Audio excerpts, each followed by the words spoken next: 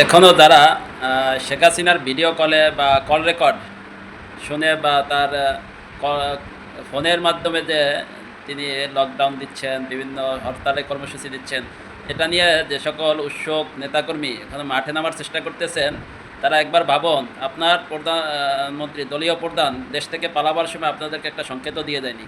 এখন তারা যে আপিল করবে, আপিলের জন্য দেশে এসে যে আইনি লড়াই লড়বেন, সেটাও আসবেন না সম্ভবত।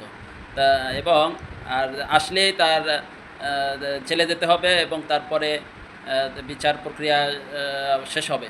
আর যদি 30 দিনের মধ্যে না আসে, এরপর যখনই আসবে তখনই আসার সাথে সাথেই তার ফাঁসির রায় কার্যকর করতে পারবে সরকার। তো দেখেন, আপনাদের দলীয় প্রধান, সাবেক প্রধানমন্ত্রী হিসেবেও তার যদি ফাঁসির রায় হতে পারে, তা আপনি ভাবুন, আপনি বাংলাদেশে বসে পুঁটি মাছের মতো লাফাবেন, আপনার কী দুর্দশা হবে। তাই সতর্ক হন, সাবধান হয়ে যান। আর লাফালাফি বাদ দিয়ে বাংলাদেশের মানুষের সাথে একাত্মতা প্রকাশ করে ফ্যাসিজমকে বাদ দিয়ে আপনার সুষ্ঠু গণতান্ত্রিক ধারায় মানুষের সাথে ঐক্যবদ্ধভাবে কাঁধে কাঁধ মিলিয়ে কাজ করুন এবং জাতির সাথে যে গাদ্দারি করেছেন, প্রতারণা করেছেন, তার জন্য ক্ষমা প্রার্থনা করুন।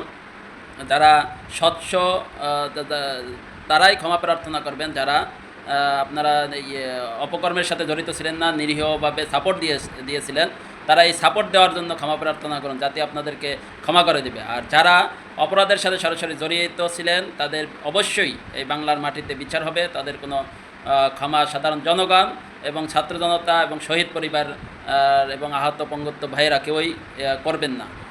তাই আওয়ামী ফ্যাসিস্টদেরকে বলবো, আপনারা সতর্ক হন, সাবধান হন। আর কোনো লকডাউন নয়, আর কোনো হরতাল কর্মসূচি নয়, অগ্নিসংযোগ না করে আপনারা মানুষের সাথে এসে হাসিনার ফ্যাসিস্টদের বিরুদ্ধে আপনারাও রুখে দাঁড়ান। ধন্যবাদ সবাইকে।